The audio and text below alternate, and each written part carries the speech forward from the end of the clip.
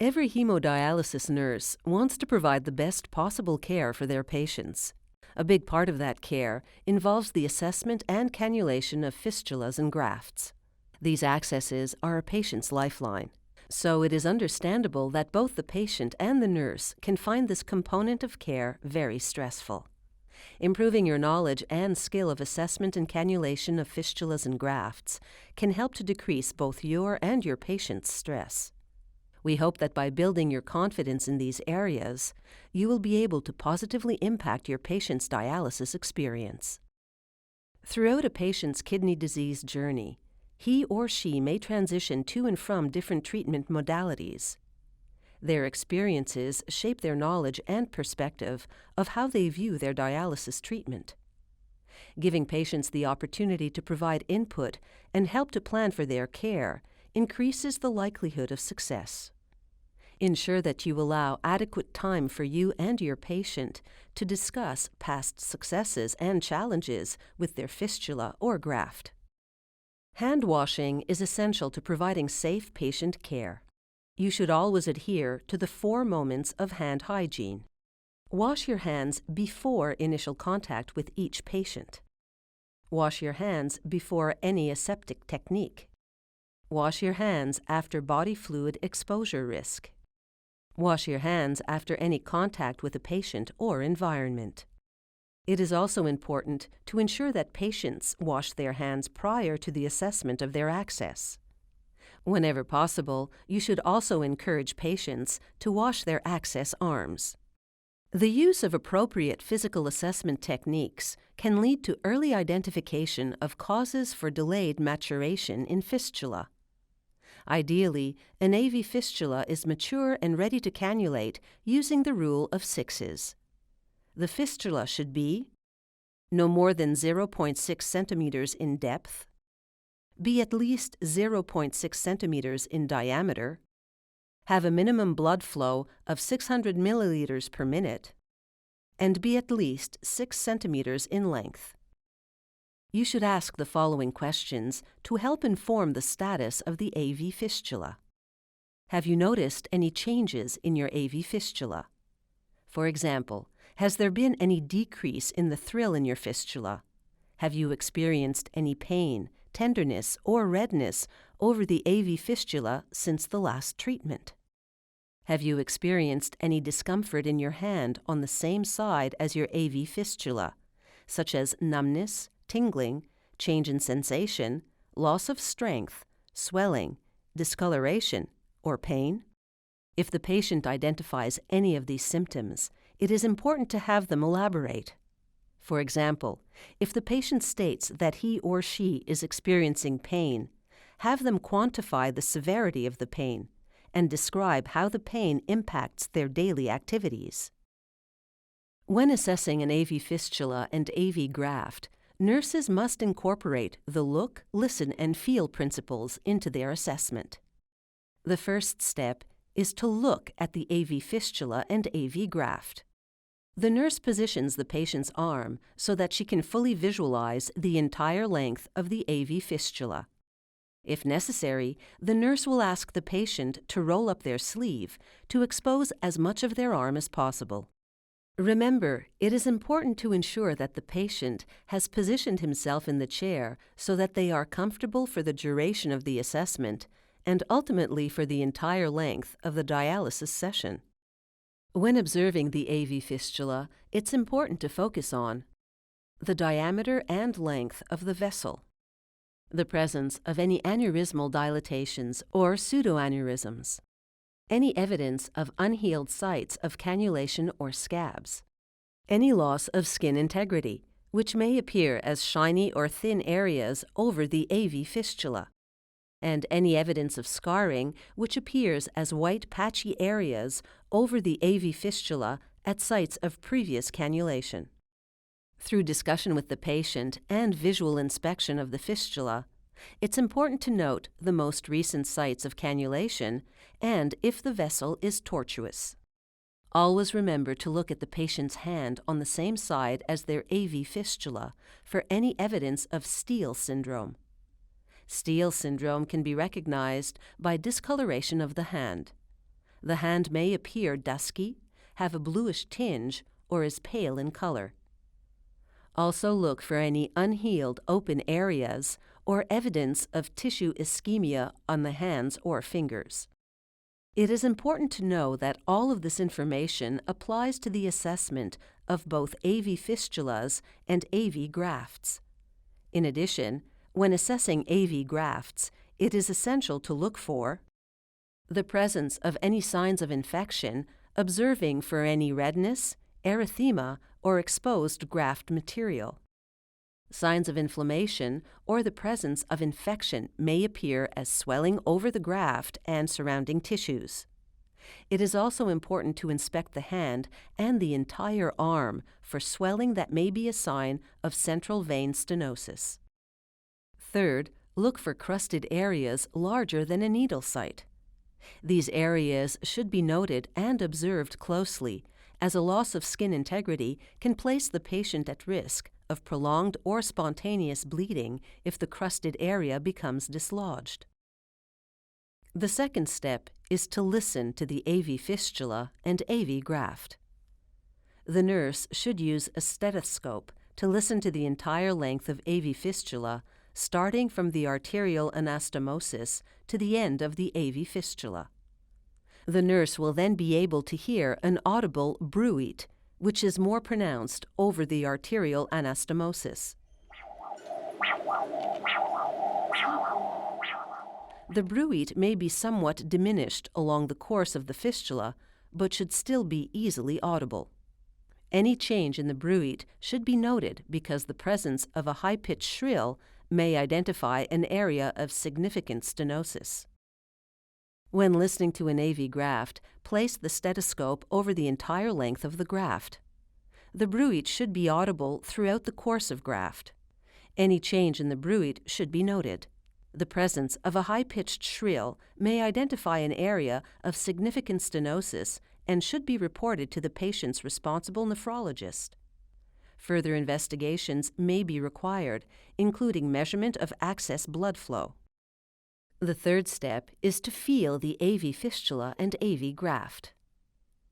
The nurse palpates the entire length of the AV fistula and ensures that the fistula is of adequate depth and diameter to enable cannulation. It is important to define the wall of the vessel in order to ensure accurate placement of the needle, which should be in the center of the vessel. When assessing both loop and straight AV grafts, the thrill should be palpable throughout the entire course of the AV graft. This part of the assessment should also include examining the patient's hand to ensure there is no evidence of Steele syndrome. The nurse should assess capillary refill by pressing on the patient's fingertips and palpating the patient's hands, noting any variation in temperature or strength. It is important to ensure that the AV fistula hand is not any cooler or weaker than the other hand. Determining the presence of a radial pulse is a key component. If the radial pulse is absent or diminished, the nurse should ask the patient if there are any additional symptoms of Steele syndrome, including diminished strength, the presence of numbness, tingling, or the inability to perform daily activities. Ensure to ask the patient if they are experiencing pain in their access hand. The pain may be more pronounced at night or during dialysis. It's important to ask further questions, including frequency of occurrence, if their pain awakens them from sleep, and how they are managing their pain. Some examples of pain management may include the use of analgesics or comfort measures, including the patient trying to relieve discomfort in the hand by hanging their hand over the side of the bed and keeping their hand warm. If the patient reports significant pain, it is very important to notify the patient's responsible nephrologist. Further assessment by a vascular surgeon may be required.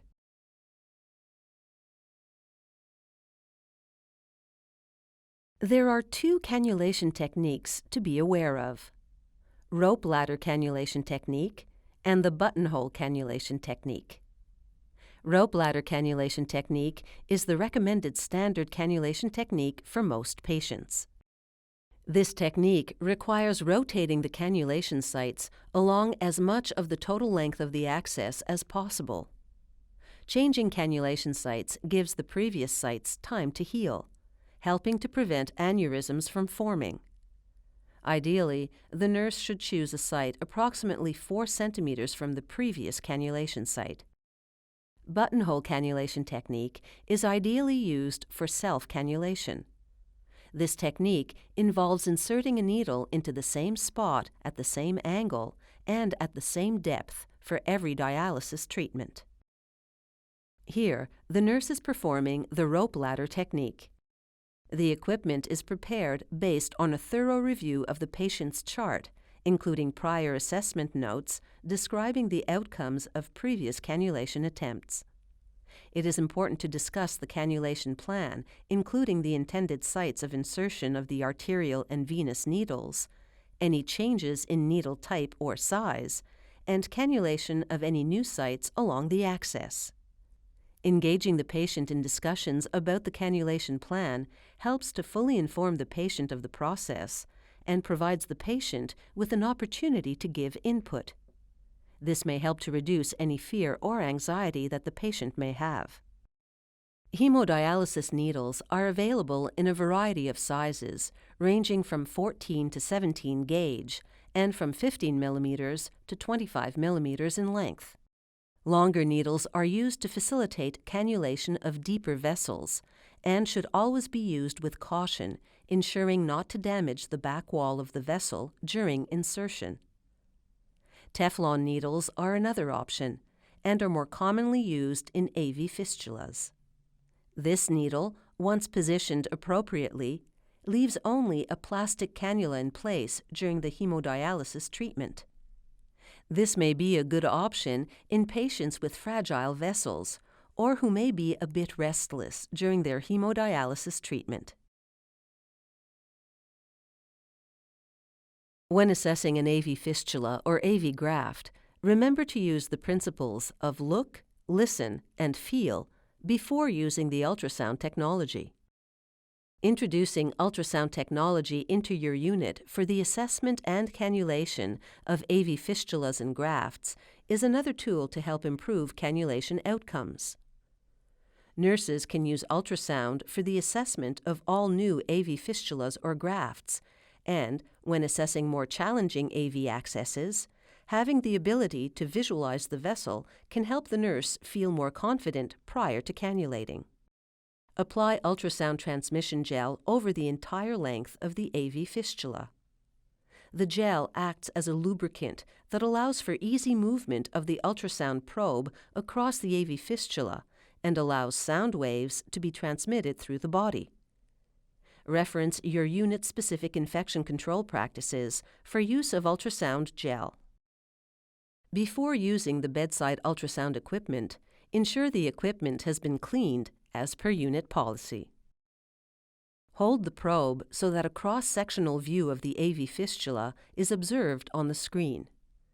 Ensure that you are holding the probe with the notch to the left side of the patient so that you can see where the notch is on the screen. Landmark by placing the probe over the AV fistula as close to the original incision line as possible. Then move the probe slowly up the AV fistula for a longitudinal assessment of its entire length. It can be challenging to align the green dots with the center of the AV fistula. By moving the probe slowly, you will be able to keep the guiding vertical line in the middle of the green dots, ensuring it is centered on the AV fistula. You can visualize all the structures that cross sideways, on top or below the AV fistula. Move the probe along the AV fistula to assess the depth and the various segments of the vessel. Each dot on the screen demonstrates a new structure. The ultrasound allows you to visualize changes in depth along the vessel. Turning the probes allows for a cross-sectional view of the vessel. This allows you to view various structures in the AV fistula, including the presence of a hematoma. By applying gentle pressure using the probe and then releasing over the access, you can see that the fistula is patent and no visible clot is present. Switching between the cross-sectional and the longitudinal view allows for a comprehensive assessment of the access that is needed for needle site selection. It is important to hold the probe as steady as possible when switching between views. Based on this assessment, you will determine the most appropriate sites to place the arterial and venous needles. The ultrasound allows for identification of structures that might inhibit cannulation, including the presence of valves, areas of stenosis or narrowing, the presence of hematomas, or vessel branches. Visualization of the entire length of the vein helps to ensure the needle can be accommodated within the vessel.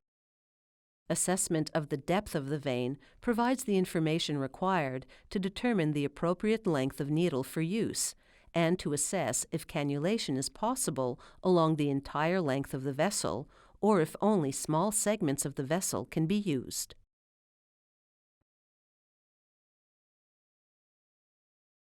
Using the ultrasound screen to guide cannulation placement, the nurse inserts the needle at a 30-degree angle while holding the probe in her other hand. The nurse slowly inserts the needle and then removes the metal stylet, leaving the plastic cannula in place in the fistula. The nurse then closes the clamp and secures the needle as per unit policy. It is very important to ensure that the needle is adequately secured during the dialysis treatment in order to prevent it becoming dislodged.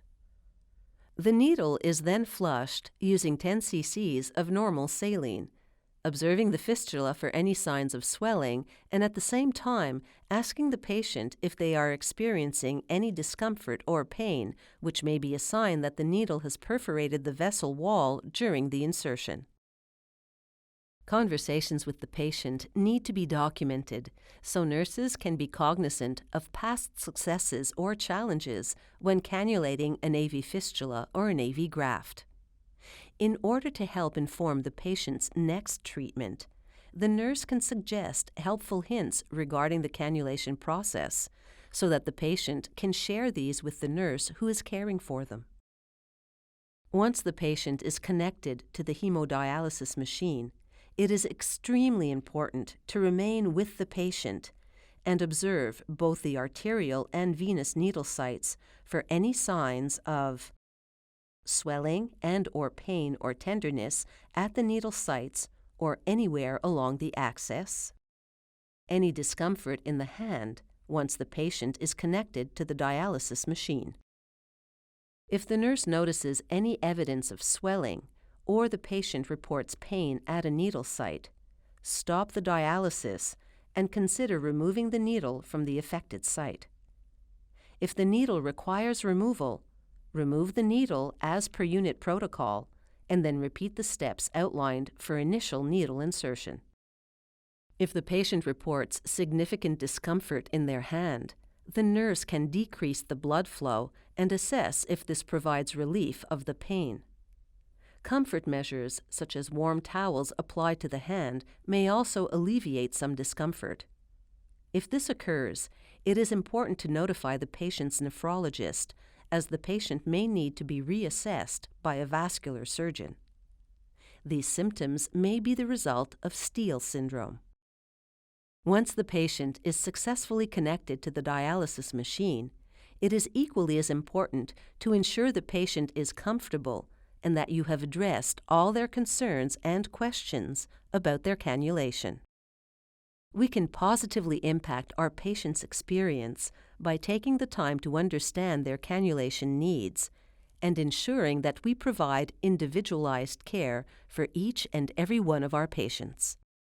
Cannulation is a challenge for many patients, but we can help make their experiences better by taking the time to look, listen, and feel, and doing it all with a smile. We shouldn't think of the first cannulation as a procedure. It really needs to be thought of as a ceremony. My dialysis experience has been positive. They do a great job. I've been blessed with a lot of good nursing staff, And I totally get that it's stressful from their point of view too. They keep asking if you're feeling any pain, and they pay attention to your eyeballs, see if you're doing okay. They're very attentive, making sure that the needle's going the right places, and that I don't feel too much pain in the process. Thanks for not only listening and watching this video, but thanks for all your caring and all you do and all your understanding and the stresses that you go through on a daily basis just to help patients on dialysis live a more happy, healthy life.